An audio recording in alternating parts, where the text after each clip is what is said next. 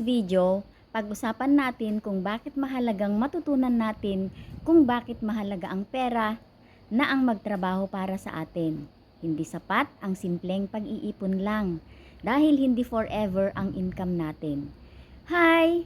I'm Nenita Puyong, IMG Advocate since 2015. Kailangan mong matutunan kung paano pagtrabahuin ang iyong ipon para sa'yo.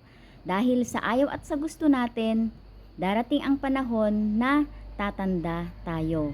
Darating ang araw na maaaring hindi na natin kayang magtrabaho tulad ng dati.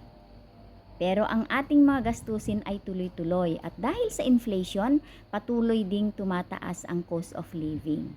At paano kung dumating ang panahon na kailangan natin ng malaking halaga para sa kalusugan o ibang pangangailangan? Maaring hindi sapat na ang ating naipon. Kaya habang may panahon pa, magdesisyon o kumilos na.